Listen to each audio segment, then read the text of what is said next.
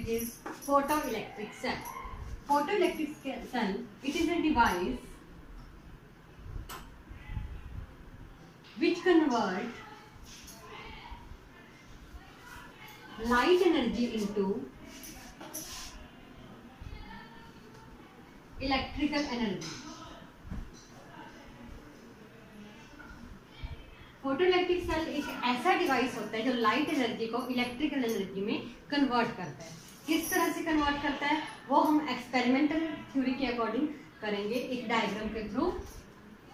हमने last video में किया था फोटोइलेक्ट्रिक इफेक्ट के बारे में।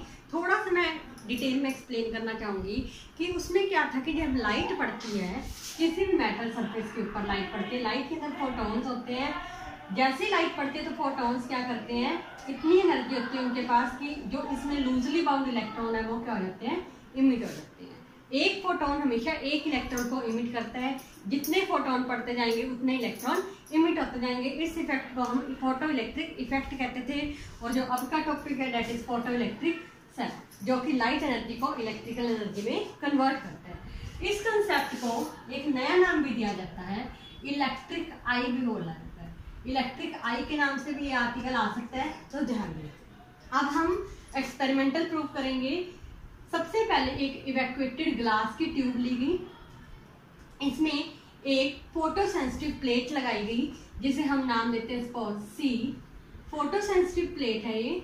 यहाँ पे एक वायर लूप ली गई जिसे हम ए नाम देते हैं। This act as a cathode and this act as a anode. Okay, यहाँ पे जो इवैक्यूएटेड ग्लास ट्यूब थी इसको नीचे इंसुलेटेड मेटेलिक स्लैब के साथ अटैच किया गया जिसमें कुछ पिन्स अटैच थी और वो पिन्स इस पूरी ग्लास ट्यूब को अपने साथ होल्ड करके रखी हुई थी। यहाँ पे एक बैटरी लगा दी गई। This is the negative terminal and this is the positive terminal. यहाँ पे एक लोड रेजिस्टेंस लगाई हुई थी। ये एक्सपेरिमेंटल कंसेप्ट था सारा। यहाँ पे माइक्रो एमीटर, आपको पता है एमीटर क्या करता है, करंट मेजर करने का एक डिवाइस होता है एमीटर। और यहाँ पे एक एम्पलीफायर लगाया था जो कि मैं अभी आपको एक्सप्लेन करूंगी भी एम्पलीफायर क्यों लगाया गया था। This is amplifier. क्लियर?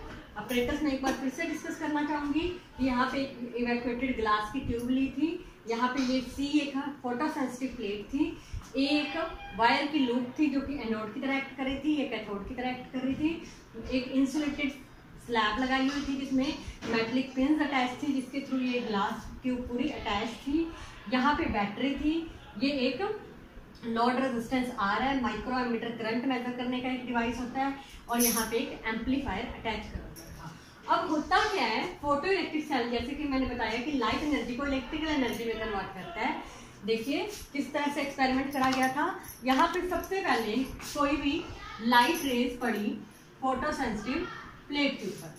जैसे लाइट रेज पड़ी, light rays photo sensitive plate के ऊपर पड़ती है तो क्या होता है, इसके अंदर फोटॉन्स होते हैं। फोटॉन्स उसके ऊपर स्ट्राइक करते हैं तो यहाँ से क्या इमिट होते हैं, इलेक्ट्रॉन्स इमिट होते हैं। जो इलेक्ट्रॉन्स इमिट होकर वो किसकी तरफ जाने लगे, एनोड की तरफ जाने लगे, वायर लूप की तरफ, क्योंकि ये पॉजिटिव टर्मिनल से अटैच है और इलेक्ट्रॉन हमेशा पॉजिटिव की टुवर्ड जाते हैं। क्लियर? जैसे लाइट पड़ी, लाइट पड़ने से इलेक्ट्रॉन्स इमिट हुए और वो वायर लूप की तरफ जाने लगे। वायर लूप की तरफ जाने लगे, उन्होंने देखा जो ये माइक्रो एमीटर था दिस शो डिफ्लेक्शन। जैसे डिफ्लेक्शन देने लगा इसका मतलब इसके अंदर क्या आ गया, करंट प्रोड्यूस हो गया। तो ये कंसेप्ट था फोटो इलेक्ट्रिक सेल का कि लाइट पड़ने से हमने उसको किसमें कर दिया, इलेक्ट्रिकल एनर्जी में कन्वर्ट कर दिया, करंट प्रोड्यूस कर दिया। बट जो ये करंट होता है फोटो इलेक्ट्रिक सेल में ये बहुत ही माइनर सा होता है जो कि किसी भी पर्पस के लिए यूज नहीं होता, यूजेबल नहीं होता। इसलिए यहाँ पे एक एम्पलीफायर लगाया जाता है। एम्पलीफायर का काम क्या होता है, भी उसका एम्पलीट्यूड बढ़ा देना। तो जो भी माइनर करंट आया था उसको क्या कर देगा, एम्पलीफाई कर देगा और करंट को बढ़ा देगा जिससे हम उसे यूजफुल पर्पस के लिए यूज कर सकेंगे। Clear? This is the concept of photo electric cell. Light पड़ने से इलेक्ट्रॉन्स इमिट हुए, करंट प्रोड्यूस हुआ, उसे हमने एम्पलीफाई करके उसे यूजेबल कंडीशंस में लेके आए। अब ये फोटो इलेक्ट्रिक सेल है, कहाँ कहाँ यूज होता है, इसके यूजेस क्या है वो डिस्कस करने जा रहे हैं। सबसे पहला यूज है इसका, it is used in television camera. Television camera में यूज होता है फॉर टेलीकास्टिंग सीन। कोई भी सीन्स को टेलीकास्ट करने के लिए कौन सा सेल लगा होता है उसके अंदर, फोटो इलेक्ट्रिक सेल। दूसरा है it is used in burglar alarms. Burglar alarms में यूज होता है या फिर फायर अलार्म्स में यूज होता है। फायर अलार्म जैसे कि आग लगने से जो हॉर्न बजता है उसमें कौन सा सेल लगा होता है, फोटो इलेक्ट्रिक सेल। या बर्गलर अलार्म जैसे चोर वगैरह आ जाए तो उसके प्रोटेक्शन के लिए कौन सा जो लगा होता है अलार्म उसके अंदर कौन सा सेल होता है, photo electric cell. Clear. Third है ये used in switch on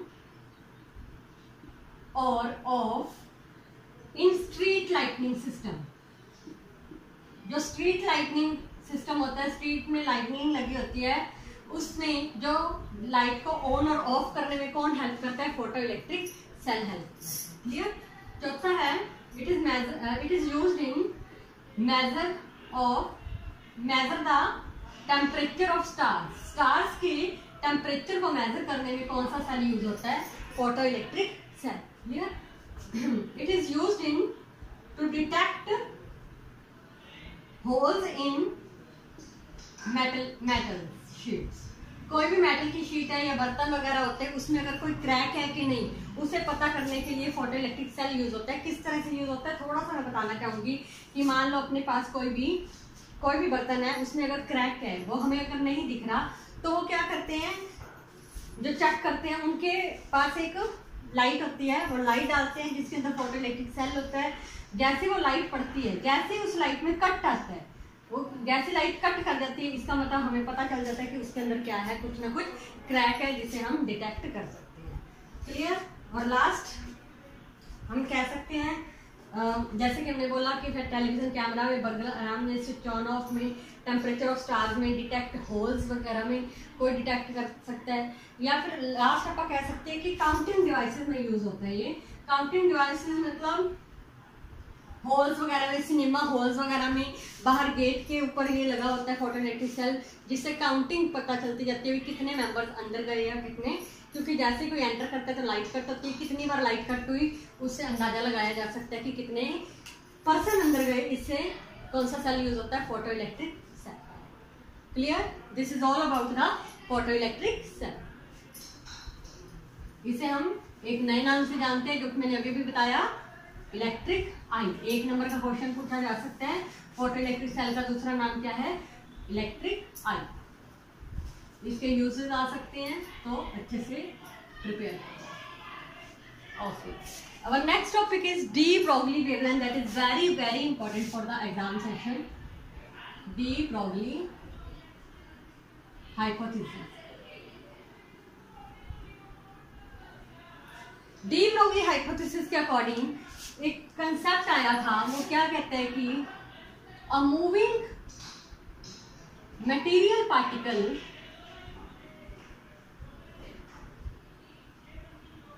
has wave associated with it. जब भी एक मूविंग मटेरियल पार्टिकल है, कोई मूव कर रहा है पार्टिकल, तो हमेशा उसके साथ क्या होती है, एक वेव एसोसिएट करती है, उसके साथ हमेशा एक वेव होती है जिसे हम नाम देते हैं डी ब्रॉगली वेव। और उस वेव की जो वेवलेंथ होती है that is lambda is equal to h upon m v. Mass into velocity आपको पता है, मोमेंटम होता है, या फिर हम ऐसे भी बोल सकते हैं h upon p. Clear. This is the wavelength of de Broglie wave. H is a Planck constant. Planck constant की वैल्यू फिक्स होती है, मैं आपको बता दूं कितनी होती है, 6.63 इंटू 10⁻⁻34 जूल सेकेंड, इतनी इसकी वैल्यू होती है। अब जो भी वेव एसोसिएटेड है उसका मास और वेलोसिटी आप फिल करके वेवलेंथ फाइंड आउट कर सकते हो, बट पहले हम ये फॉर्मूला को ड्राइव करेंगे। क्लियर? जब भी एक मूविंग पार्टिकल होता है उसके साथ एक वेव एसोसिएट होती है, जिसे वेव को डी ब्रोगली वेव बोला जाता है, और उसकी वेवलेंथ कितनी होती है? h/mv। हम इसका प्रूफ करने जा रहे हैं। देखिए, कोई भी लाइट जब पड़ रही है तो लाइट के अंदर क्या होते हैं? लाइट के अंदर फोटॉन्स होते हैं, और फोटॉन्स की एनर्जी कितनी होती है? E = h/nu। Clear? But Einstein ने मास और एनर्जी का जब रिलेशन दिया था, उसने कहा था E = mc² होता है। दोनों ही एनर्जी है तो दोनों को ही आपस में बराबर रख सकते हैं। फ्रॉम फर्स्ट एंड सेकंड अगर मैं करूं, फ्रॉम फर्स्ट एंड सेकंड, तो mc² मेरे पास आ जाएगा h/nu के बराबर। यहां से हम m की अगर वैल्यू निकाल ले तो आ रही है मेरे पास h/c²। क्लियर? ये मेरे पास m की वैल्यू आ गई। अब हमने करना क्या? हमने डी ब्रोगली वेवलेंथ निकाली है। वेवलेंथ में h/p, that is momentum, mass into velocity. तो हम मोमेंटम से स्टार्ट करते हैं ताकि हम प्रूफ तक आ सकें। एज जो मोमेंटम होता है, मोमेंटम p किसके बराबर होता है? Mass into velocity. क्योंकि फोटोन वेलोसिटी ऑफ लाइट से चलते हैं तो mass into c, velocity of light को हम c से रिप्रेजेंट करते हैं। यहाँ से जो मैं m की वैल्यू निकाली थी वो इसमें फिल कर देते हैं, तो मेरे पास बन जाएगा h/c² इंटू c। एक c से c कटा तो मेरे पास आ गया p = h/c। क्लियर? और जैसे कि आपको पता है, मैंने एक वीडियो में आपको बताया भी था कि c/nu क्या होता है? लैम्डा। तो मेरे पास आ जाएगा ये लैम्डा के बराबर। अगर मैं लैम्डा इधर ले लूं तो p नीचे आ जाएगा। This is your result. Clear? p को हम mv भी लिख सकते हैं। दोनों ही रिजल्ट डी ब्रोगली वेवलेंथ। फिर से एक बार बता दूं, फोटॉन्स की एनर्जी h/nu होती है, बट आइंस्टाइन ने दिया था E = mc²। दोनों को इक्वेट करके इक्वल रख के मैंने m की वैल्यू निकाल ली, और फिर मोमेंटम का फॉर्मूला लगा के m की वैल्यू फिल करके मैंने वेवलेंथ फाइंड आउट कर दिया। Clear? This is the wavelength of de Broglie wave. अब यहां से हमारे पास एक रिजल्ट आ रहा है कि अगर वेलोसिटी 0 हो जाए तो वेवलेंथ क्या हो जाएगी? इन्फिनिटी। और अगर वेलोसिटी इन्फिनिटी हो जाए तो वेवलेंथ क्या हो जाएगी? 0। क्लियर? इसका मतलब है कि डी ब्रोगली वेव तभी एसोसिएट होगी जब वो क्या होएगा? मूविंग कंडीशन में होगी, अदरवाइज नो। क्लियर? अब यहां से दो कंसेप्चुअल क्वेश्चन निकल के आते हैं कि क्या de Broglie wave electromagnetic nature की हो सकती है? EM वेव्स हो सकती है डी ब्रोगली वेव? क्या de Broglie wave EM nature की हो सकती है या नहीं? इसके रिजल्ट में आप क्या आंसर लिखोगे? नो। बिकॉज जो डी ब्रोगली वेव होती है इसमें जो मूविंग मटेरियल पार्टिकल हो सकता है वो चार्ज भी हो सकता है और अनचार्ज भी हो सकता है। जो मर्जी हो उससे ही हम वेव एसोसिएट कर सकते हैं, डी ब्रोगली वेवलेंथ निकाल सकते हैं। बट जो EM वेव्स होती हैं इसमें जरूरी होता है कि जो पार्टिकल हो वो क्या हो? चार्ज हो।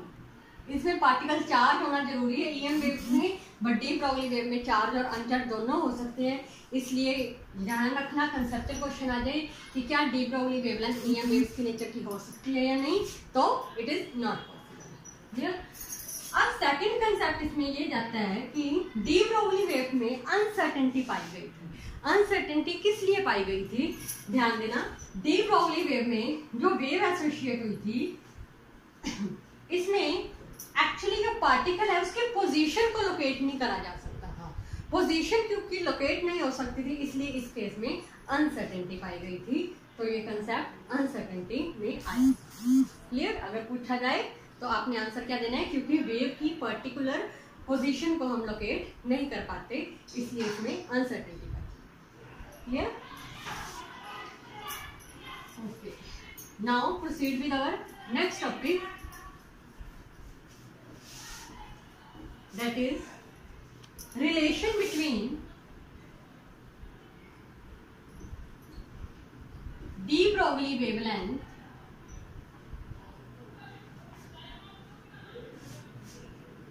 And temperature.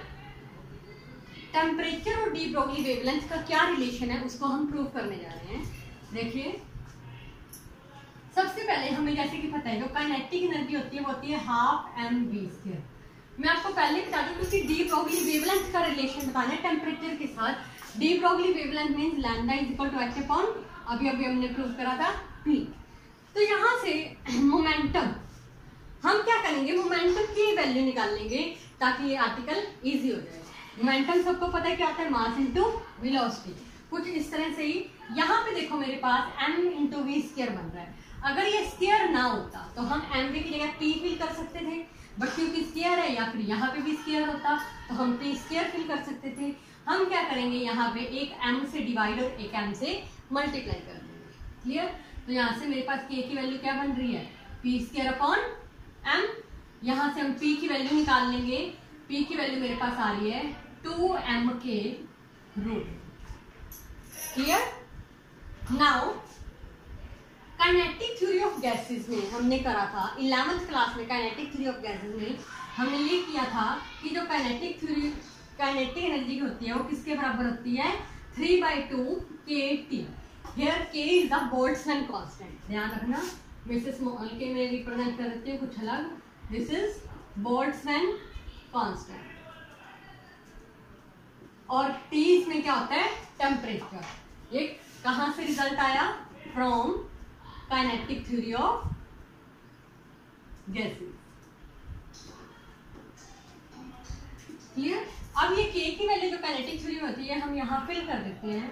तो मेरे पास p की वैल्यू कितनी बन जाएगी, 2m 3/2 kT। 2 से 2 कट रहा है, p का मेरे पास रिजल्ट आ गया 3m kT।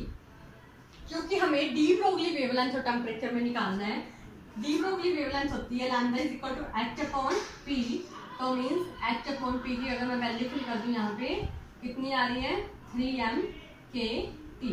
This is your result. Clear? ये आपका रिजल्ट है। ये रिलेशन आ गया वेवलेंथ और टेम्परेचर के बीच। Clear? Okay, now proceed with our last topic, that is electron की डी ब्रोगली वेवलेंथ कितनी होती है उसे हम फाइंड करेंगे। तो टॉपिक का नाम भी हमारा जाएगा D Broglie wavelength of electron. Electron की डी ब्रोगली वेवलेंथ कितनी होती है, जो इसका रिजल्ट होगा वो आपको न्यूमेरिकल पोर्शंस में भी काम आएगा। न्यूमेरिकल सेक्शन में कुछ न्यूमेरिकल्स आते हैं जो आप सीधा रिजल्ट उठा के उसमें वैल्यूज फिल कर सकते हैं। तो हम पहले उसका ड्राइव करेंगे उस फॉर्मूले को। डी ब्रोगली वेवलेंथ निकालनी है हमने किसकी, इलेक्ट्रॉन की। सबसे पहले जैसे कि आप सबको पता है जो काइनेटिक एनर्जी होती है वो कितनी होती है, half m v square. Clear? और इलेक्ट्रॉन से अगर काइनेटिक एनर्जी का रिलेशन निकाले तो मैंने इस चैप्टर की बिल्कुल फर्स्ट वीडियो में बताया था कि काइनेटिक एनर्जी का फॉर्मूला होता है EV। क्लियर? ये भी पोटेंशियल को रिप्रेजेंट करता है। ध्यान देना कैसे है ये रिजल्ट। तो आपको मैं थोड़ा सा बता दूं कि पोटेंशियल का जो फॉर्मूला होता है, पोटेंशियल का फॉर्मूला होता है वर्क अपॉन चार्ज। पोटेंशियल को हम V से रिप्रेजेंट करते हैं। वर्क, कोई भी वर्क डन एनर्जी के बराबर होता है। अगर मैं काइनेटिक एनर्जी ले लूं तो चार्ज, तो यहाँ से काइनेटिक एनर्जी का फॉर्मूला बनता है चार्ज इंटू पोटेंशियल। क्योंकि यहाँ पे चार्ज मैं इलेक्ट्रॉन का ले रही हूँ तो EV। क्लियर? क्योंकि दोनों ही एनर्जीज हैं, एक हाफ एम वी स्क्वायर एक EV0। EV दोनों को अगर मैं बराबर रख दूं तो यहाँ पे मैं नॉट से रिप्रेजेंट कर लेती हूँ ताकि थोड़ा सा डिफरेंस आ जाए। ये वेलोसिटी को रिप्रेजेंट कर रहा है और ये पोटेंशियल को रिप्रेजेंट कर रहा है। तो यहाँ से मेरे पास आ जाएगा half m v square is equal to EV0। मैं वेलोसिटी की वैल्यू फाइंड कर रही हूँ यहाँ से, तो मेरे पास आ जाएगी 2EV0 अपॉन m। स्क्वायर हटा तो यहाँ पे आ जाएगा रो। क्लियर? अब हम क्या करेंगे, क्योंकि हमने डी ब्रोगली वेवलेंथ निकालनी है। जो डी ब्रोगली जो वेवलेंथ होती है वो किसके बराबर होती है, डी ब्रोगली वेवलेंथ जो होती है वो lambda is equal to h upon mv को रिप्रेजेंट करती है। यहाँ पे मैं वेलोसिटी की वैल्यू फिल कर देती हूँ, तो मेरे पास आ जाएगा 2e_v0 और एक m रूट में ऊपर चला जाएगा। क्लियर? हम इसे रैशनलाइज कर देंगे। रैशनलाइज करके हमारे पास क्या रिजल्ट बनेगा? अगर मैं रैशनलाइज करती हूँ रूट m से मल्टीप्लाई रूट m से डिवाइड, तो मेरे पास आ जाएगा HM/m 2e_v0 m। ये m से m कट रहा है, तो हमारे पास जो रिजल्ट बनेगा वो बनेगा h/√2e_v0 m। Clear? This is your result, that is wavelength of electron. अगर हम निकालना चाहें कि कितनी होती है ये वेवलेंथ, तो हमें वैल्यूज उसकी हमें पता है। अगर मैं फिल करूं, जैसे कि प्लैंक कांस्टेंट की वैल्यू फिक्स होती है कितनी, 6.63 10⁻⁻34 रूट में 2। इलेक्ट्रॉन का चार्ज कितना होता है? 1.6 इंटू 10⁻⁻19। पोटेंशियल की वैल्यू हमें नहीं पता, हम v को v रिप्रेजेंट कर रहे हैं, एज इट इज रखते हैं। मास कितना होता है इलेक्ट्रॉन का? 9.1 इंटू 10⁻⁻31। अगर हम इस पूरे को ओवरऑल सोल्व करेंगे तो हमारे पास कितना रिजल्ट आएगा? 12.27 अपॉन रूट में जो v पड़ा है पोटेंशियल को इंटू 10⁻⁻10। तो हमारे पास ये वैल्यू आ जाएगी 12.27 अपॉन रूट में v0 angstrom. This is your result for the wavelength of electron. अगर कोई भी न्यूमेरिकल आता है आपके पास, तो न्यूमेरिकल में आपको सीधा सीधा पोटेंशियल दिया होगा कि इतने पोटेंशियल पे इलेक्ट्रॉन मूव कर रहा है, तो उसकी वेवलेंथ कितनी होगी, तो आप पोटेंशियल की वैल्यू फिल करके वहां पे वेवलेंथ को फाइंड आउट कर सकते हैं। क्लियर? ओके, आई होप आपको वीडियो पसंद आया हो। अगर आपकी कोई भी क्वेरी है तो प्लीज कमेंट बॉक्स में कमेंट करके बताएं। Thank you.